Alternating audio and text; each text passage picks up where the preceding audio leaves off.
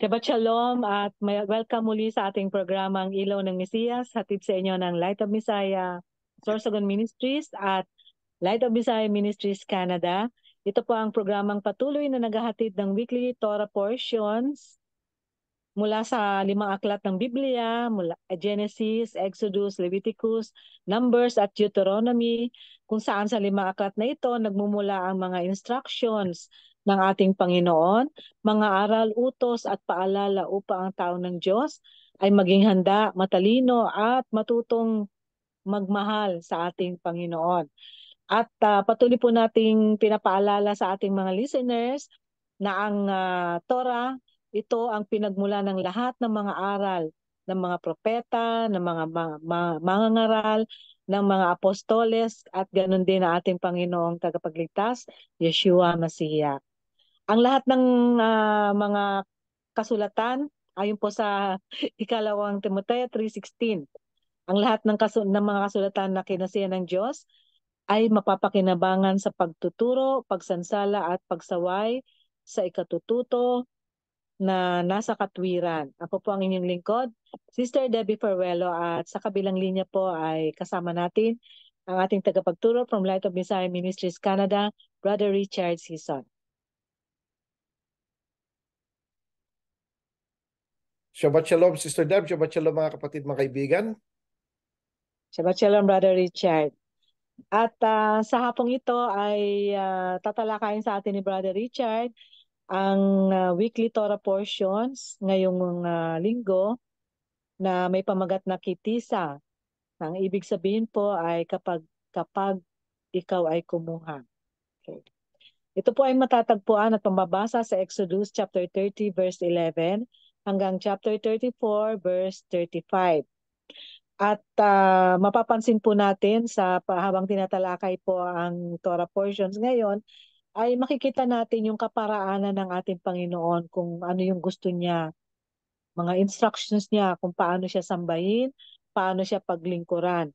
At mapapansin po natin na napakalayo ito sa ginagawang pagsamba at paglilingkod ng mga tao sa Panginoon sa mga panahon ngayon, na ang dami na pong nawala, yet binabasa pa rin ang Biblia, pero ngunit na mapapansin po natin na napapalayo po tayo sa tunay na pagkakilala sa ating Panginoon. Kaya stay put po tayo at bago tayo magsimula, hilingin muna natin si Brother Richard para sa isang panalangin. Tayo po ay manalangin. Ama namin na nasa langit, maraming salamat po sa pagkakataong ito na binigay niyo po sa amin upang kami po muli ay makapaglingkod sa inyo at mapag-usapan ang inyong parsya, ang kitisa. Nawa Panginoon ay pagpalain ninyo ang inyong salita na ito ay maitanim sa puso ng bawat isa at ito ay magbunga ng ayon sa inyong kalooban. Muli, binabalik namin sa inyo, Panginoon, lahat ng papuri at pasasalamat sa pangalan ng aming Panginoong Yeshua. Amen. Amen. So, kitisa, no? Yan ang ating parsya. Ang ibig sabihin ay kapag ikaw ay kumuha ng isang census, no?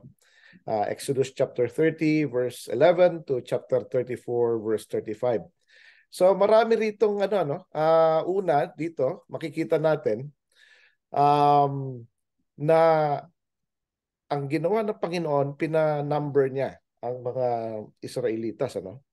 Tapos lahat ng mga tao ay kailangan magbayad ng tinatawag na temple tax. Actually later on, ito yung tinawag na nila na temple tax.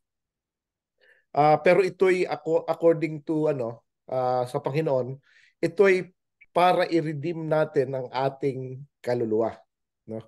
So for a small amount of money, maliit na pera lang, dito ang violator nito ay malaki ang kabayaran, ano? At dito, mapamahirap, mapamayaman, hindi pwede magbigay ng mas maraming pera mayaman. Hindi po ito yung offering, ha? ito tinatawag na law of shekalim. Yung half a shekel, Sister Deb, ano? Oo. Ito yung temple tax na later on natawag na temple tax. Naging popular ito kasi ito yung one time si Yeshua, actually si Peter, tinanong ng mga authorities. Sinabi, ang master mo ba nagbabayad ba ng temple tax? Sabi niya, siyempre, nagbabayad. Pero taon-taon kasi yan nagbabayad. Once a year, shekel, no? Ang half shekel, para maintindihan natin, mga kapatid, mga kaibigan, is mga um, mga around, I would say, 500 pesos, more or less. Kasi around 12 Canadian dollars, so mga 400, 420, 450, around that, no? Pesos yan, once a year. Once a year. No, hindi siya like every day, every week, hindi po, no? It's a once a year. Pero ito hindi pupunta sa leader o hindi po papunta po yan sa templo, no? Walang templo, di either wala or dapat ibibigay natin ito sa ngayon Temple Institute ang pinagbibigyan natin, ano? Kasi sila ay magbi-build ng temple. So anyways, dito ang ginawa ng Panginoon, going back dun sa story, sabi ni Peter, naman, nagbabayad ang Panginoon namin, ang namin, master namin. So pagdating ni Peter, sabi ni Yeshua, si Yeshua ang una nagsalita. Peter, sabi niya, may tanong ako sa iyo. Sabi niya, saan ba nangungulekta ng tax ang hari? Sa mga anak niya o sa mga tao niya? Sabi niya, siyempre sa mga tao niya. Tapos sabi ng Panginoon, o di yung mga anak pala exempted. Oo, sabi niya, pero para hindi daw ma-offend, pupunta ka dun sa Sea of Galilee, tapos mangisda ka. Yung una mong isda makita, kunin mo, ibuka mo yung bibig niya, bayaran mo ang temple tax mo at ang temple tax ko.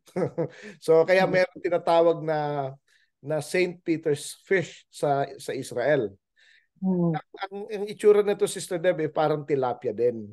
Kaya lang, meron palang 5 klaseng tilapia. So, siguro mas familiar ka sa akin sa ganito. Pero sa Israel, may 5 klaseng tilapia. Merong isang klase na sila ay part ng mechanism nila kapag may threat ay inaano nila yung anak nila. Nilalagay nila sa bibig nila. Hindi nila nilulunod. Naka-cover lang. So, ang maliit na anak nila ay makintab sa dagat. So, nag-shine. Kaya ang tendency nila, kapag nakakita sila ng shiny thing, kinakain nila. Parang nilalagay nila sa bibig lang nila to protect. So, yung coin na pambayad ng temple tax, parang silver. So, makintab sa dagat kasi sa nakuha ng isda yung silver. Nakuha yung silver. Nakalaglag siguro, nakuha niya, tapos nakuha naman siya ni Peter. May pambayad sila ngayon sa temple tax, no? Kaya doon sa Israel, may pag nag-tour ka, merong papakain sa iyo yung St. Peter's fish. So, yun ang parang reminder na tilapia lang din yun. Hindi siya special na pero ibang klaseng tilapia. Kasi hindi lahat ng tilapia na pwedeng kumain ng gano'n. No? So, that's one. Ibig sabihin, ito yung tilapia sa dagat. Kasi karamihan ng tilapia ngayon, nasa fresh water or brackish water. Hindi na sila talaga sa dagat. Actually, fresh water yun, Sister Deb, kasi sa sa Sea of Galilee. Tawag lang Sea of Galilee, pero actually fresh yun. Fresh water kasi nasa middle siya. Pwedeng naghahalo yung dagat at tabang na fresh talaga siya, nasa siya, parang fresh water. Pangalan lang yung sea kasi malawak siya, parang pero actually it's a lake. It's a lake. Tapos papunta na yun sa Dead Sea. So ang nagfi-feed sa kanya yung Jordan River, tapos naiipon doon, tapos papunta naman siya sa Dead Sea. Tapos sa Dead Sea na wala na. Pero nasa middle part siya. Anyway, yun ang yun ang ito yung law of shekalim. So, once a year, half a shekel, around 400, 450 pesos, more most likely than that. Tapos yun ay binibigay natin sa ano. No? So ngayon, ang ginagawa namin ay may donation ano sa ano sa ah, Temple Institute, no. So pwede Mm. pumunta po tayo ron, magbigay tayo kung may mga kapatiran tayo na mahirap talaga, pag-ipunan po natin.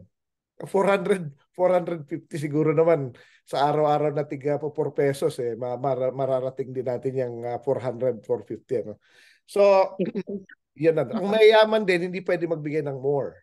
Ng sobra. Sobra, hindi pwede Eksakto magbigay. lang. Dapat pareho, sakto lang. Ano. So, yan po yun. Pero Ano. Brad, paano mo pinapadala kapag nasa Canada ka? Nasa Ang Canada. ginagawa kasi namin, iniipon namin, tapos pag pumupunta kami ng Israel, dinadala At din saka po nyo namin sa, inaano. pati yung mga collection namin sa Pidyon Haben, yung mga dedication of the firstborn. So, ganun, Oo. dinadala namin one time. So, twice na namin ginawa. Yung iba naman nagdo-donate sa Temple Institute sa website ano. So yun ang ano nila. Anyway, dito actually na maano rin natin dito yung mga commandment. Isa sa mga commandment din dito yung actually yung Ten Commandments na banggit dito. Nung time na nasa Mount Sinai si Moses, itong mga tao, mga Israelitas ano, ay gumawa ng golden Golden calf. cow. Oo. So sabi ng Panginoon, tingnan mo itong mga tao mo, bumaba ka dahil gumagawa na sila ng mga ng Diyos-Diyosan nila. Ang bilis nilang lumihis. Kasasabi lang last week yung kumbaga hindi hindi pa nagtatagal yung Oo. ilang araw pa lang so Pero naalala ko Brad, last week, yung tinalakay natin ay yung mga contribution ng Israel sa mga sa para sa templo, para sa sa temple. tabernacle. Oo. Tabernacle pala, Pero oo. part kasi ng isang period lang 'yun yung pagbigay ng Ano Ten na nauna, Commandments yung tapos gumawa sila ng golden calf o yung tabernacle? nauna yung tabernacle. Golden calf. Nauna yun. Tabernacle. Okay, so Tapos ibig pumunta si sabihin, may ah, natira pa sa kanila ng mga gold. Kaya yun may ang mga natira pang mga gold. Marami talaga silang nakuha sa At the same time, wala pa silang masyadong clear na instruction paano paglilingkuran ng Panginoon doon sa tabernacle. meron kaya lang nagduda na O sila sa mga priest nung pala. nawala si Moses kasi nawala si O, Moses ng 40 days. Hindi na nila alam kung kailan bababa So, o, ginawa nakabago nila pala. actually yun a few days bago bumaba si Moses. So, hindi talaga Nainit sila. nakatay. Kaya nagalit ang Panginoon. Gusto niya nang patayin lahat Kaya lang si Moses sabi niya, Panginoon, wag naman kasi ano na lang sasabihin ng mga Egyptians. O, Niligtas ko yung mga tao, masisira ang pangalan ng Panginoon, sabi niya. papatayin mo rin. Oo, masisira ang Patayin mo rin pangalan yan. mo. Dinala mo ba kami dito para mamatay? Yun ang Tapos pag-uusapan sabi nila. pa nga ni Moses dito actually una nabanggit yung Book of Life Sabi ni Hmm. Moses, kung talagang hindi mo na sila mapapatawad alisin mo na rin ako sa Book of Life mo, sabi niya. Sabi ng Panginoon, ang aalisin ko lang kung sino yung mga nagkasala sa akin. Masala. So, dito po makikita natin na kahit nakasulat na ang isang tao sa Book of Life, no? Pwede siyang mabura. Actually, hindi Hmm. actually nabanggit din yan ng Panginoong Yeshua sa Revelation Uh, tingnan ko lang yung Oo, naalala ko rin yun. actually sa Sardis sa Revelation chapter 3 verse 5 ano ko lang to babasahin ko lang sa mga kapatiran natin sabi dito, ang magtagumpay ay daramtang gayon ng mga mapuputing damit at hindi ko papawiin anumang paraan ang kanyang pangalan sa aklat ng buhay. At Hmm. ipapahayag ko ang kanyang pangalan sa harapan ng aking ama at sa harapan ng kanyang mga anghel. So dito, ibig sabihin, yung mga naging successful, yung mga sumunod sa Hmm. sa sa Panginoon, Oo. hindi niya buburahin sa Book of Life. Kaya So, napakahalaga ng magiging tapat at consistent sa ah, pananampalataya. correct. Oh. Kasi ang ibig sabihin nun, kapag hindi natin sinunod ang kanyang mga utos, may kalalagyan tayo. Yun yung buburahin ka. Buburahin ano. So, yun ang nakakatakot dun. Kasi ang isang katuruan na namamayagpag sa mga nagtuturo ng Biblia, no? Ay yung binibigyan nila ng assurance ang mga tao na kahit anong gawin nila, kapag sila'y nag-pray to receive kay Jesus Christ o sa Ligtas Panginoon, agad. Mm.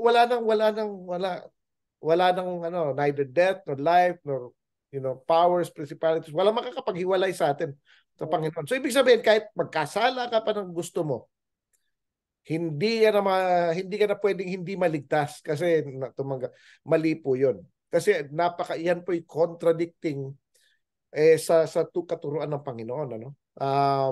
Kaya yung mga mananampalataya walang takot. Walang takot na magkasala kasi ligtas na eh. Mm. At Kahit saka hindi na sila interested na alamin yung mga kalooban ng Panginoon, yung mga utos niya, kung anong mga dapat sundin, na walang interest or hindi talaga naturuan or kasi kung hindi ka ayaw nga nilang ganito alamin yun eh. kasi okay na yung shortcut.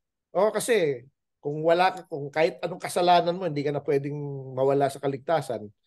O kahit anong mabuti mo, hindi ka rin maliligtas. Pareho lang eh. So bakit ka pagagawa ng mabuti? Gumawa ka na lang ng Mm. masama. Di ba? Mag-enjoy ka na lang dahil ligtas ka na. Mali po yun. No? Meron pong kinalalagyan. Kaya nga sabi ng Panginoon, yung mga magtatagumpay, yung mga magiging, yung mga, uh, uh, yung mga naka-overcome, no? Na sila ay dadamitan ng puting raiment. Ito pinag-usapan natin last Mm. Shabbat na ang damit, ang white raiment, iyan yung righteousness. Equivalent yan sa righteousness, which is yung Torah, no? Saka hindi niya daw aalisin ang pangalan sa Book of Life.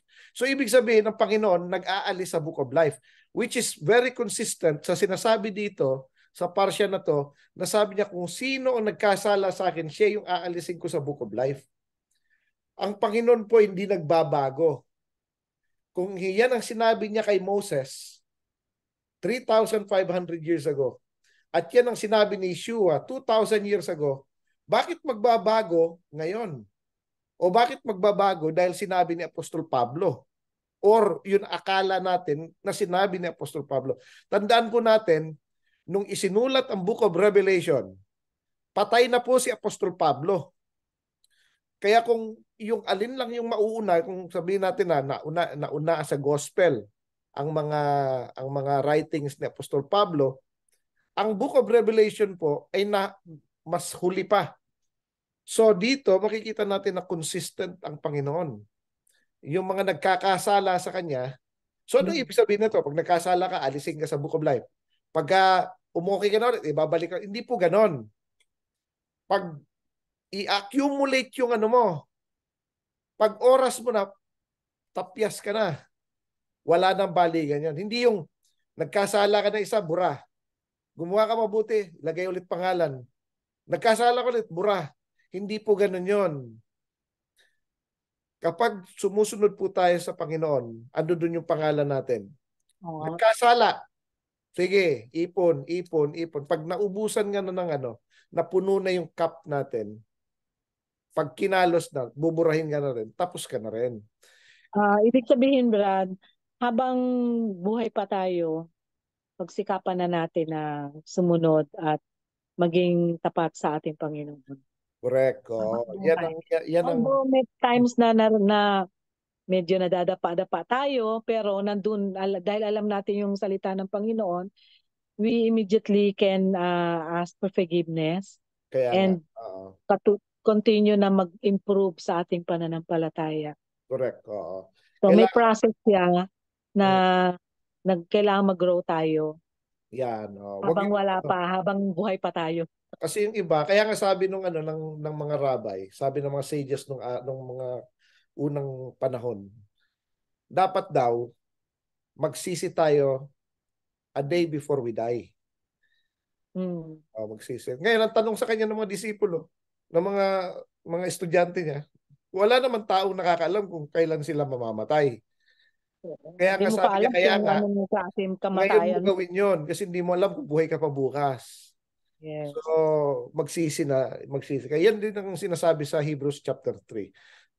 Ngayong araw na to, pag narinig mo ang kanyang boses, huwag mo nang tigasan ang puso mo.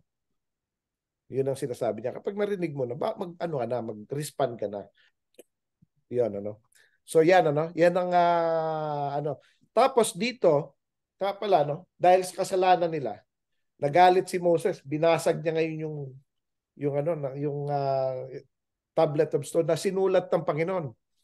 Hindi na napigilan ni Moses yung kanyang ano. Kasi doon sa sinulat niya, tandaan po natin, bago sinulat ng Panginoon yon, sinabi niya, narinig ng mga tao mismo, ang boses ng Panginoon na sinasabi niya, wag tayong gagawa ng kahit anong imahe na nasa langit o nasa lupa o nasa ilalim ng lupa.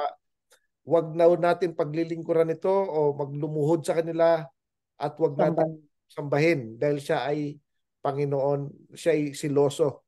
Siloso daw siya. At parurusahan niya ang mga taong nagkakasala sa kanya at gumagawa ng ganyan hanggang kaapu-apuhan. Sister Deb, ano? Eh, So, pero yung dapat binigyan ang daw niya ano, ng grade, ang lahi.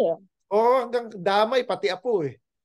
Kaya Pati nga, sa sa tuhod. bagay, nagko-continue Mm, naman yun kapag ang mga ninuno, galing sa ninuno yung pagsamba sa Diyos-Diyosan na adapt din talaga ng mga anak, kaya nga. Mhm. unless otherwise meron dyan talagang nakinig at Oo, manampalataya sa Panginoon.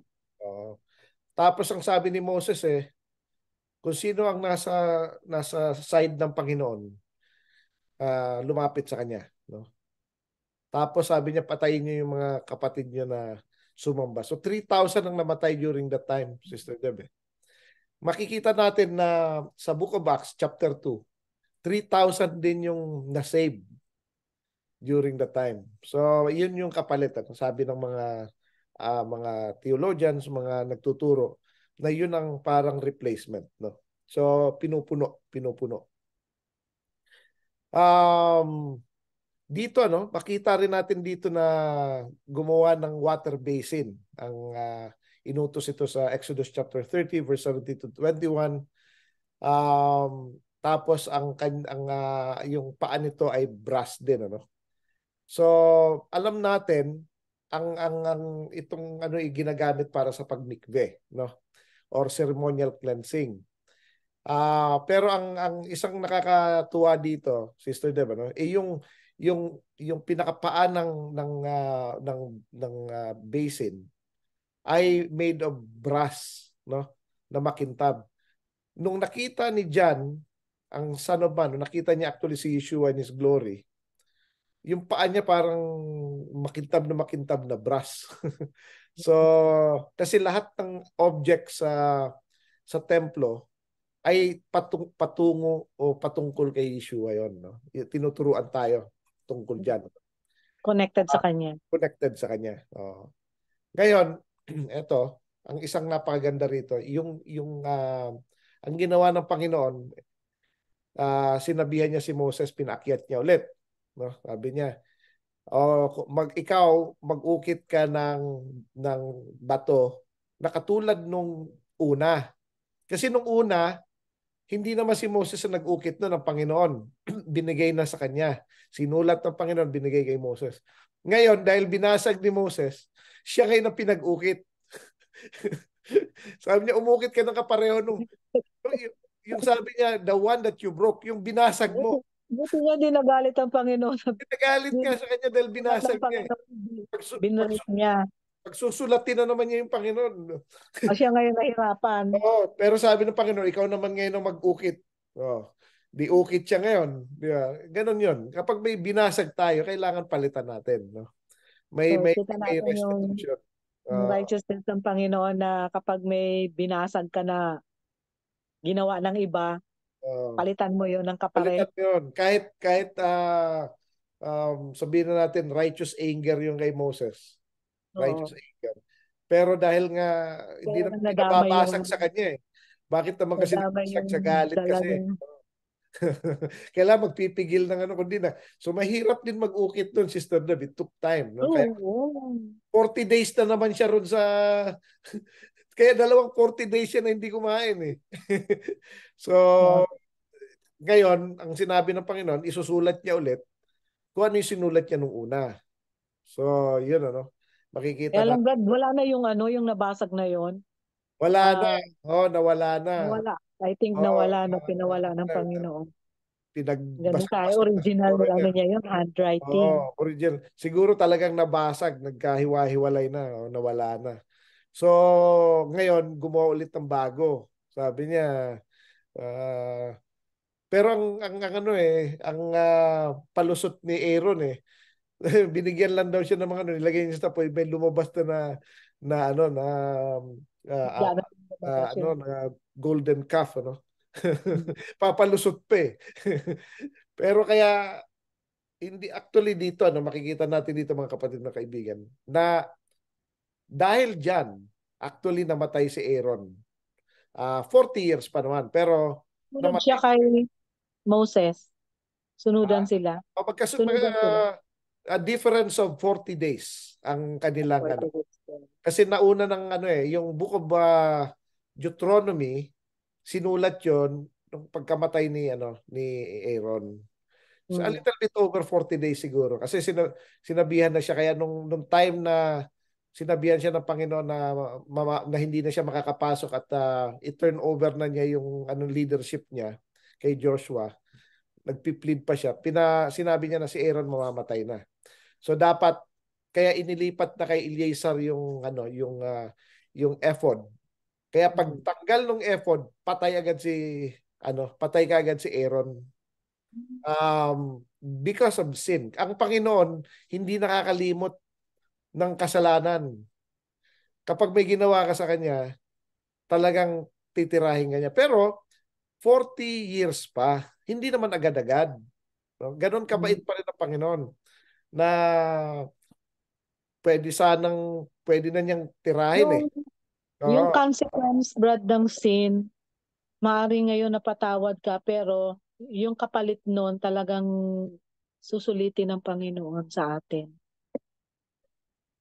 Kaya minsan, pag hindi naiintindihan ng Panginoon, ng tao, ang paraan ng Panginoon, minsan nag-iisip sila, sinisisi pa ang Panginoon, yet hindi nila napansin na napatawad ka na, yet may time ang Panginoon na susulitin niya yung certain sin na ating ginawa. Kasi ang sinabi na yun ng Dapat Panginoon, tanggapin natin ng maayos. for the wages of sin is death. Kaya lahat mamamatay kasi lahat naman nagkasala eh. Hmm. Kaya lang, again, may mga tinuturo dyan na may mabubuhay. Oo, na mararapture, ganon. Pero hindi po Diretso sa kanya langit. nagturo sa ano eh. Kaya bawat isang isang mananampalataya ay naghahangad na hindi mamatay. Paano ka po mareresurrect kung hindi ka namatay? Kung hindi ka part ng first resurrection, you will not be part of the kingdom of God. So paano 'yun, di ba? Kaya paano yung sinasabi ni Apostol Pablo? Hindi po ganyan ang pagkakasabi. Mali ang translation, mali ang interpretation. So, ibang discussion po 'yan pero ito po kasi pag umaasa ka na hindi ka mamamatay, then hindi mo gagawin yung mga dapat mong gawin eh. Pero kung alam mo na ikaw ay mamamatay, then gagawin mo yung mga dapat mong gawin, di ba? Bago ka mamatay. So, yun ang difference nun. Tsaka ito, tandaan mo mga kapatid, mga kaibigan, sino ba ang nagsabi ng hindi ka mamamatay, di ba?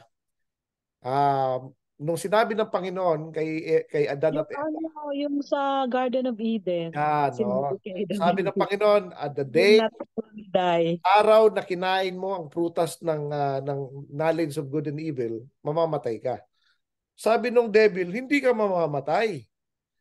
Magiging para kang Diyos. You will be like God. You know? Tapos hindi nga sila namatay. Pero akala nila hindi sila namatay. Ang iba naman sinasabi spiritually dead. Hindi po sila spiritually dead. Kapag ang spirit patay, kapag namatay ang spirit, patay din ng tao. Pero ang paliwanag diyan ay 1 day to the Lord is 1,000 years to us. So, 1,000 years to us is a day to the Lord. Kaya walang nagko-cross ng 1,000 years old eh. Maski si Methuselah na pinakamatanda is 969. Si Pero Adam is 930. bago, Si bago, Noah. bago pumasok yung kasalanan, talagang mukhang eternal life sila. Kasi wala, hindi mo sila nagkasala eh. Yun dapat. Oh. Pasok yung kasalanan, Yes. doon na magsimula na ang tao ay mamatay. Yan. Oh. So, doon ang nagsimula na mamamatay ang tao. So, kaya walang nakaka-cross ng 1,000 years. Walang nakaka-cross ng 1,000 years because of that. No? So, yan. Ano. Ngayon, ang isa pang magandang ano rito, mga kapatid, may kaibigan, ay yung yung covenant sign sa Israel. Ano? Ito nasa Exodus chapter 31 verse 12 to 18. Sinabi niya na dapat daw ay ikikip natin ang Sabbath niya. Ang Sabbath po na binanggit ito, Sabbaths, plural.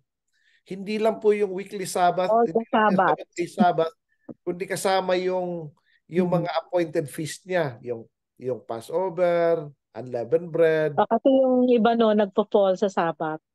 Meron, may mga, okay, feast. ganito pa, no? Ang Passover, hindi po siya special Sabbath. Ang Passover, hindi po. No? Ang first special Sabbath ay yung unang araw ng Feast of Unleavened Bread. So, yun ang unang-una. Tapos, ang 7th day ng Feast of Unleavened Bread. So, dalawa na. Yung first fruit po, hindi rin siya special Sabbath. Pero yung Pentecost or Feast of Shavuot, special Sabbath yon. So, tatlo na. Yung Feast of Trumpet, sa first day of the 7th month, ay special Sabbath po yon. So, pang-apat na. Yung panlima po na special Sabbath ay yung Yom Kippur, yung Day of Atonement. Tapos yung pang-anim na special Sabbath ay yung first day ng Feast of Tabernacle. So, 6 na. Ang pang-7 ay yung a day after ng 7th, pang-8th day lumalabas ng Feast of Tabernacle o 8th day from the Feast of Tabernacle. Ito'y tinatawag na Shemini Atzeret. Kaya 7 yon, no? 7. Plus yung 7th-day Sabbath. So, yan ang mga Sabbaths ng Panginoon, ano? Ngayon sabi niya, ito daw ay sinyales between ng Panginoon at ng Israel. At sinasabi niya para alam ninyo na ako ang nagbigay nag-separate sa inyo. So pero dapat para ma-identify kayo, dapat nakikip kayo ng Sabbath. Kung sino man ang nagdi-defile nito, death penalty.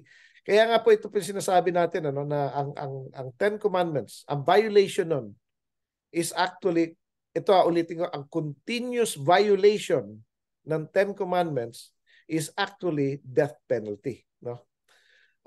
Kaya sabi niya, they will be surely be put to death and they shall be cut off from among his people. So kaya sabi niya dito, 6 na araw daw tayo dapat nagtatrabaho. Ang pang-7 araw, ito tayo ay magpapahinga.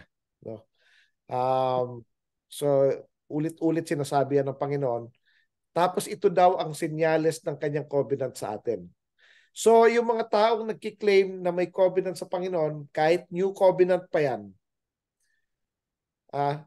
ang covenant po, dugtong-dugtong po yan. Hindi siya yung iba sa New Covenant, yung iba sa Old Covenant. Hindi po ganun yon. Meron po 7 covenants, no? 7 covenants na dugtong-dugtong yan. Yung Edenic Covenant, tapos Adamic Covenant. Yung Edenic Covenant, dito nagsimula ang sign yan is yung Sabbath, no? Yung Adamic Covenant, ang sign yan is actually yung mahirap na panganganak ng babae sa babaeng side. Sa lalaki naman ay maghihirap magtrabaho. At yung land was cursed. No? Yung third covenant is Noahic covenant. Ito ay ginawa on the Sabbath day. Okay? Sabbath day din yan. Tapos ang fourth covenant, which is Abrahamic covenant, ginawa ito on Feast of Trumpet. Feast of Trumpet, ano? Tapos yung Mosaic Covenant, ginawa ito on Pentecost. Ang senyales nung by the way, ang senyales ng Noahic Covenant ay yung rainbow. Kasi bawat covenant may sign, saka may day kung kailan ginawa. Ang Abrahamic Covenant, ang sign niyan is yung circumcision. Ang Mosaic Covenant, ginawa ito on Pentecost. Ang sign ulit niyan ay Sabbath. Ang Sixth Covenant, which is Davidic Covenant, ito'y ginawa on the Feast of Tabernacle. Ang sign nito ay yung crown will not be removed from David. Tsaka yung temple din itself. No? Tapos ang pampito is yung tinatawag na Newer Covenant na ginawa ni Yeshua sa harap ng kanyang mga disipulos. Ang senyales nito ay yung cup. At ginawa ito on Passover. No? Pero hindi po yan magkakaiba. Dugtong-dugtong po yan. It's parang contract na may amendment. So, hindi pwedeng sabihin na wala na yung yung covenants, new covenants na tayo ngayon. Yung kasi ang madalas na itinuturo sa panahon ngayon na kung saan kumbaga naliligaw na yung katuruan dahil sa mga kanya-kanyang interpretasyon ng salita ng Panginoon.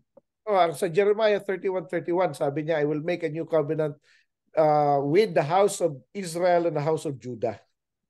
Oh. So, hindi po ito ginawa sa mga Gentiles. Hindi sinabi na with the church. Not with the church, not with the Gentiles, not with the pagans. Ang kausap ng Panginoong Yeshua ay mga disipulos niya na galing sa Israel. At ginawa nila to on His appointed time. No? So, ngayon kung gusto natin maging parte ng covenant na yan, dapat i-attach natin ang sarili natin sa Torah. I-attach natin ang sarili natin sa Israel. Kasi kahit ang Israel, kapag hindi sila naka-attach sa Torah, hindi rin sila kasama. Kasi Yeshua is the Torah, the Word of God. Ang living Torah. Yan, ano? So Sabbath yan, ano? Yan ang ano. So dito makikita natin na yung mga nag-violate ng mga commandment ay death penalty talaga. Hindi ito pinalampas ng Panginoon, ano? Kaya talagang ibang ano talaga, ibang magalit ang Panginoon, ano? Kaya sabi nga na ang problema kasi sa mga tao, ang tingin nila sa Panginoon parang sobrang haba ng pasensya, mapagpasensya, mapagpatawad and everything. Puro love. Ang Panginoon ay mapagpatawad sa mga nagre-repent. Pero galit na galit siya sa mga hindi nagre-repent. Yes. Kahit kasi din natin, Brad, yung word na grace. ang grace niya hindi binibigay sa mga taong hindi gumagawa ng mabuti o righteousness ng Panginoon. Tingnan na lang natin kung kanino binibigay ang grace. Sa Exodus chapter 20, part ito ng Ten Commandments, which is part ng Second Commandment. Sabi niya, thou shalt not make any graven images or any likeness in heaven above, on earth below, or under the earth. Thou shalt not worship them or serve them, for I am a jealous God, punishing the iniquities of those that hate me up to the third and fourth generations. But give grace to thousands who love me and keep my commandments. So ang binibigyan natin ng grace, those who keep His commandments. Yung naglalove sa Kanya, tsaka nagkikip ng commandments. Tapos sabi ni Yeshua, if you love me, keep my commandments. So technically, pag in-interpret mo na ganon, yung binibigyan lang niya ng grace ay yung nagkikip ng commandments niya. Yun lang yun. Malinaw pa sa kristal. Pinadulugdan niya yung mga sumusunod sa kanyang mga instructions or utos. Yun. So, kasi ang sinasabi na wala na, iba na, ano na, gano'n. Mali po yun. Medyo kabahan tayo ng konti. Ngayon, dito sa Exodus chapter 34, verse 11, although sinabi niya na ang ibibigay niya na commandment ay yung katulad din ng binigay niya dati, pero may mga idinagdag siya. Ang actually inano niya parang inexpound pa niya eh. Sa Exodus chapter 34 verse 14 sabi niya, you shall not worship no other god. For the Lord whose name is jealous is a jealous God. Sabi niya, no? Tapos sabi niya, thou shalt not make no golden molten gods. Yung mga minomold, ano? Ayaw niya noon. Tapos sa verse 18, sinasabi niya na i-celebrate daw natin ang Feast of Unleavened Bread, no? Sa April 22 na ito, Sister Deb. Sana malapit na. Pag-usapan natin mamaya. Pesta natin. Usapan natin. 7 days daw, ano? Tapos dito rin dapat to i-celebrate natin yung first day of month of Abib, no? Which is yun yung tinatawag na Rosh Kodishim or yung first of the new moons, no? Tapos yung firstborn, yung Pidyon Haben, no? Yung dedication of the firstborn, mapa tao o mapa animal, no? Basta lalaki. Yung unang lumabas na lalaki sa sa animal, sa goat o sa baka, paglabas no nakita mo lalaki, sa Panginoon 'yon. So paano mong gagawin doon? Palalakihin mo up to 8 days, tapos iluluto mo ito sa Panginoon. Kakainin ng tao. Hindi po siya like Pero not burn. necessarily sa temple. Not necessarily. Kasi walang temple ngayon eh. Pero Oo, make sure na pag pinatay ito, yung dugo dapat sa lupa. sa lupa, no? Sa lupa. Sasabihin na kawawa naman 8 months, 8 days old pa. Yun ang utos eh, no? Kasi believe me, mamamatay din yung animal na yan. Anyway. Hindi na siya lalaki kasi Kukunin sa din ng Panginoon Panginoon yan. talaga siya. Sa Panginoon din yan eh. Ngayon, yung mga susunod na anak nun, sa iyo na. Ngayon, kapag babae na una, okay lang. Ligtas. Ano? Dito sinusubukan ng Panginoon kung talagang susunod tayo. Kapag hindi tayo sumunod, sa maliit na bagay, mapapahamak tayo. No? Tapos, sabi dito, binanggit na ulit na dapat yung 7th day, dapat nagpapahinga tayo. No? Tapos sa Exodus chapter 34 verse 22, pina-observe niya yung Feast of Weeks. So yan yung Pentecost, no? First fruit, tapos dapat daw 3 times a year nag-a-appear tayo before God. Ang men, no? Ito yung Feast of Unleavened Bread, yung Pentecost, saka yung Feast of Tabernacle. So tatlo, no? Ang mga women exempted. What will happen kung nag-appear sila before the Lord? Okay lang. Pero ang men is required. Kaya nga maski mga angels. With gifts. Meron silang alay. Dito actually binanggit yan dito. Isa sa mga takeaway. Actually maski nung anak ko kanina. Sabi ko, anong natutunan nyo? Binasa namin ng parsya. Sabi niya, do not appear before God empty-handed. Huwag daw tayong magpapakita sa Panginoon tapos wala man lang tayong dala. That's for the yung 3 feast na nabanggit. Actually, every time, maski Shabbat, hindi tayo dapat mag-appear before the Lord empty-handed. Yan ang wag tayong, kasi lahat naman galing sa Panginoon yan. So, pag mag-appear tayo tapos wala tayong dala, hindi ko alam kung pero may kalalagyan, no? So, wag na nating alamin. Actually, doon nakikita kung gaano tayo ka-faithful sa pagsunod sa Panginoon. Kaya napakaganda na inaalam natin yung lahat ng mga bagay na kalooban ng Panginoon na pinapagawa sa atin. Correct. Tapos Israel. Yan. Israel. Tapos dito, binanggit din dito na yung Passover, no? Wag tayong makakalimot na mag-observe ng Passover at yung first fruit of the land, no?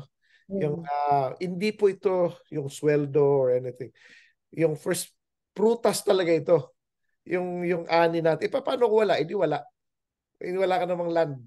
Kung wala ka land, wala ka land. Then bring something else before the Lord, no? So yun po yun, ano? Kaya lang minsan ito, Sister Deb, unfortunately, ginagamit ito ng mga ibang nagtuturo ng Oo. Biblia para makakolekta. Hindi po ito para sa mga leader. At Ang hindi rin mga siya para sa church. hindi po siya. Ang ginagawa po yan para yan sa mga nangangailangan, sa mahirap, Yes, ganun. totoo na kailangan. Oh, so yun ang ano doon, ano. Tapos dito, ang pang number 10, kasi parang list din ito ng 10 Commandments pero ibang version, ano. Mm. Wag daw iluluto ang yung kambing sa kanyang mother's milk. Dito kinuha Sister Deb yung kosher, no? Pag may kumain ka ng karne, huwag kang kakain ng dairy. Binanggit din ito sa ano Ang dalawang understanding ko doon, yung mismong galing sa, yung anak na mismo galing doon sa nanay, yun ang wag mong pagsasamahin na kainin. yes, pero actually dito rin it's a principle. Ginawa Ah, ng principle. Ginawang principle siya na hindi mo dapat pagsamahin ang dairy and meat. So, Mm. yun yan ay naging yan ang understanding ng mga binigyan mismo ng commandments. So naipasa yan ng naipasa, naintindihan nila. Kung tayo'y makikitingin lang at makikibasa, parang we gonna take it literally. Mm. Pero expanded po yan sa lahat. At merong scientific evidence yan na kapag pinaghalo mo ang dairy tsaka meat sa isang kainan, merong effect sa stomach system natin na hindi maganda, unfortunately. So same principle din yan sa egg at sa bird. Pero hindi lang po yun itong itlog na to galing naman sa ibang manok. So kakain naman Oh, at itlog ng iba. Mali, mali din po yun. Dapat wag natin pagsamahin ang dairy and meat. No? Yan ang ngayon, kung may mga makukulit, di at least sinabi natin. No? mas alam na nila. Alam na nila. Wala rin kung broad yung luto na yung sopas. Dapat nga hanapan ng ibang ano yun hanapan ng ibang Teka, meat ba ng hayop o ng kasama dun yung chicken? pareho yun. Lahat ng meat. Lahat ng Lahat meat. ng meat na. Pwede ang meat ng fish. Yung fish Okay. and dairy, pwede. Okay. Oh. Ibang-iba kasi ang flesh ng fish ibang-iba Oh. Kaya ang isda tsaka dairy magkasama sila. Kaya sa Israel, Sister Deb, pag nagkaroon tayo ng opportunity na makapunta, no? Ah, Oh. gusto ko sana Lord willing sa susunod na mag-schedule ang Light of Messiah, makasama ka na. Kasi Yes. mga hopefully pag Oh, natapos na yung gera ron, may time na, marami na tayong time. medyo magulo. Pero ang ginagawa nila ron, Sister Deb, mga kapatid, mga kaibigan, is um, sa umaga may dairy tsaka may fish. Sa tanghali may meat tsaka may fish. Sa dinner may meat tsaka may fish. So ang fish laging meron. Mm. Meat. Lagi lahat ng meal meron siya. Pero pagdating sa morning, walang meat. Oh. So Kasi yun ang practice nagme-milk nila. sila. Nagmi-milk, may dairy, Buti na lang ang Pinoy hindi sanay sa milk sa oh. umaga. Ngayon, ang iba naman dito, ang talagang ini-extend nilang kosher na hindi pwede kahit sa plato. May two sets of kitchen. Kaya may tinatawag, mas nagaya-gaya rin sa Pilipinas, dirty kitchen, tsaka di ba? Pero Ah, actually, yung isang kitchen is para sa meat. Yung isang kitchen para sa dairy. Yun ang ginagawa. hindi Tapos pala may na. two sets of plates din. Pero yan optional na lang. Kasi hindi naman lahat may kakayanan ng ganon. Mm. Ang commandment ng Panginoon, wag kakain ng may meat and dairy at the same time. No? Ngayon, isa Kasama yun sa dietary requirement. sa dietary commandment. Commandment. Yun yung ano, no. Para sa ating kabutihan din yun. Ngayon, kung may mga ibang interpretasyon ng iba, let it be. Hindi tayo makikipag-argue. Why are we gonna argue over something na hindi naman dapat, di ba? So, kaya lang, pag nagkasakit, alam mo na kung bakit. Di ba? Ganun lang yun. Anyway, um, isa sa mga dito, Sister Deb, is yung ano yung nagbago ang mukha ni Moses eh. Nag-glow siya eh. Nag-glow ang mata ni ang mukha ni Moses. Kung maalala natin yung last Shabbat, ang topic natin is patungkol sa ano yung Urim and Tumim, di ba? Yung perfection and light, di ba? Light and perfection 'yan eh. Ngayon, yung tongue of fire, pag ang ibig sabihin pag nagla-light yung sa Urim o sa Tumim, ang tawag doon tongues of fire. Kaya yung mga disciples nung Pentecost, may mga tongue of fire sa kanilang ulo na indicating na sila ay true prophets. So si Moses, para siya naging Urim and Tumim. Every time na nag-glow yung mukha niya, kailangan niya takpan kasi natatakot yung mga tao sa kanya. So, nagsya-shine. Hindi kay Moses mismo Sa yung kanya ng Panginoon yung approval. Yes. nag-reflect sa kanya yung light ng Panginoon. Lihat ng Panginoon. Pagdating na doon, umiilaw pa rin siya. Nag-glow. Every time na pumupunta siya sa Panginoon, kaya yung prayer na ano, yung litur yung ano You make your face shine may, upon me. may his face shine before you, di ba? May your face shine.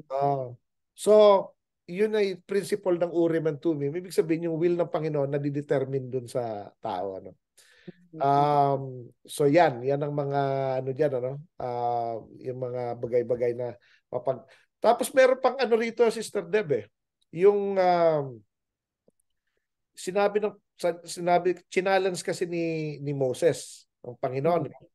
Sabi niya kung talagang ano I kung may kung ako'y nakahanap ng favor sa iyo, sabi niya. Sana makita ko yung ano mo, yung mukha mo, sabi niya. 'Di ba?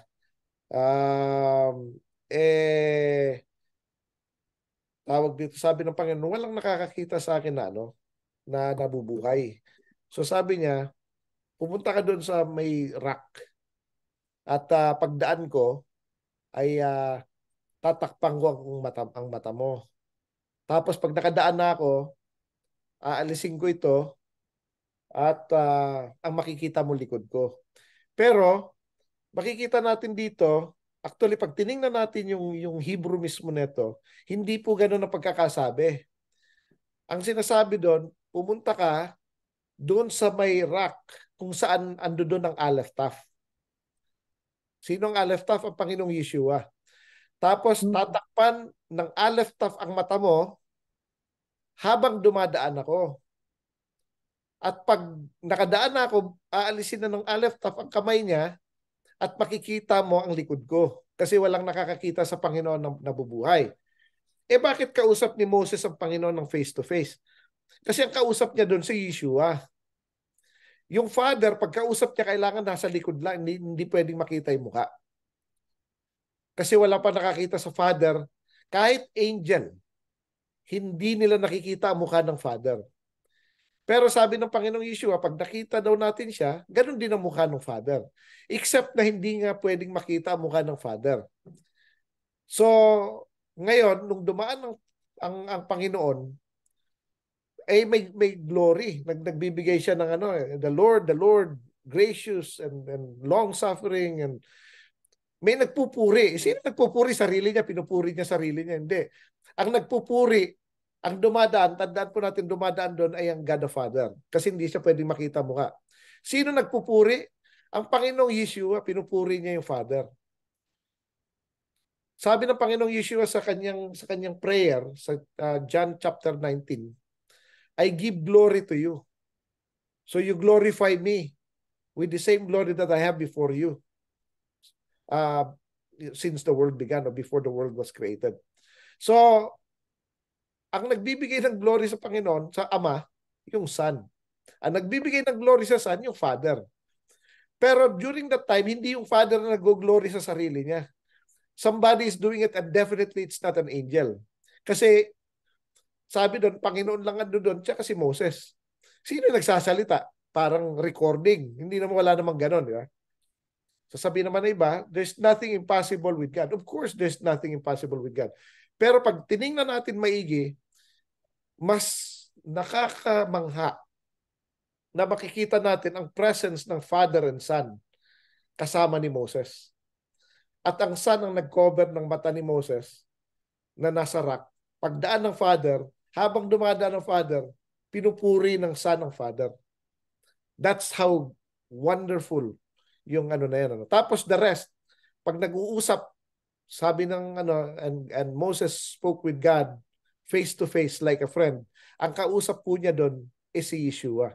Kasi isa po sa mga claim ng iba, kung wala pang nakakita sa Panginoon, bakit kausap ni Moses face to face? Bakit parang nagko-contradict yung salitang no one have seen God and live, and yet Moses kausap niya Panginoon ng face to face. So sasabihin ng mga iba, figure of speech lang yon. Hindi po figure of speech yon. Kasi ang kausap po ni Moses ay si Yeshua. Ang hindi niya nakikita mukha ay yung Father. Ang nagbigay ng glory sa Father ay yung Aleph Taf, which is si Yeshua. So, ang nagtakip ng mata ni Moses ay si Yeshua, na Aleph Taf na nasa tabi niya, na siya ang nagbibigay ng glory sa Father. So, I hope naintindihan ito ng mga kapatiran natin na wag po nating isipin na parang mahirap intindihin na ando dun si Yeshua. Kasi si Yeshua po ay nag-i-exist even before the foundation of the world. Tandaan po natin yan. Hindi po siya nag-appear lang nung New Testament. Noon pa siya, nag-i-exist na. Sabi nga sa Proverbs chapter 8, I was the craftsman at his side, rejoicing before men. Siya nag-create ng ng lahat. Sinasabi rin ito ni Apostol Pablo. So kung siya nag-create, bakit imposible na magiging unpresent siya during that time? Hindi ba siya pwedeng kausap ni Moses? Kasi hindi nila maidugtong, although maraming mga kapatiran natin na mananampalataya, na naniniwala kay Yeshua o kay Jesus, na siya ay nag-exist before the foundation of the world. Pero hindi nila makonect na si Yeshua yung nagbigay ng commandment kay Moses. For some reason, hindi nagdudugtong. Parang hindi pa siya nag-i-exist during the time na nag-i-exist na hindi nakikisali. Parang gano'n ang dating. Mali po yun. Very active po si Yeshua. And besides, lahat ng judgment na nangyayari mula nung unang panahon pa, si Yeshua ang gumagawa nun. Kasi sinabi niya sa John chapter 5 na the Father judges no one, and He gave all judgment to the Son, so that all will honor the Son as they honor the Father. Yung judgment po ng Great Flood, si Yeshua po may gawa nun. Yung judgment ng Babylon, pangalan nito, yung Tower of Babel, si Yeshua po ang gumawa nun. Yung punishment ng Sodom and Gomorrah, si Yeshua rin po yun. Lahat ng judgment na nangyayari sa mundo, si Yeshua po may gawa nun. Kaya medyo mangingilag tayo kapag naintindihan natin kung sino ang gumagawa ng judgment. Kasi hindi po ang Father nagja-judge. Binigay niya lahat ng judgment sa kanyang anak para lahat ay magbigay ng honor sa anak because he deserve it. Mga kapatid, mga kaibigan. So, wala na yata tayong oras, Sister Dev, ano? Yes. Okay, so napakaganda muli na ating parsya ngayon.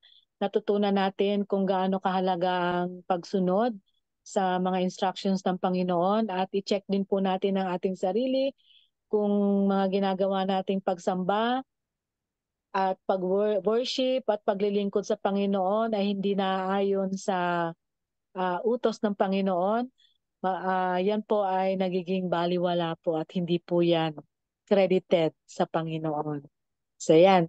So maraming salamat po sa, I think, bago tayong pasalamat. Hilingin muna natin si Brother Richard para sa closing prayer.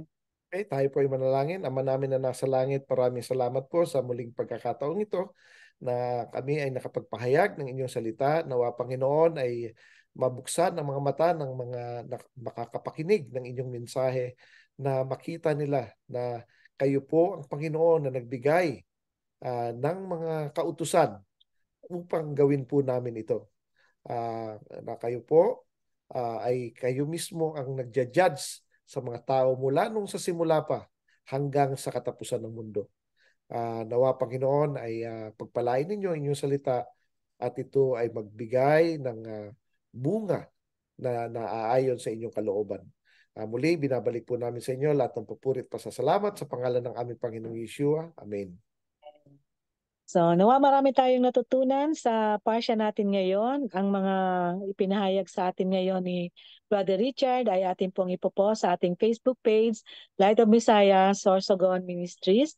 At pwede po kayong magtanong, mag-comment, at ganun din, i-follow niyo po kami upang patuloy niyo pong matunghayan yung lahat ng mga aral na nagmumula po sa Torah ng Panginoon.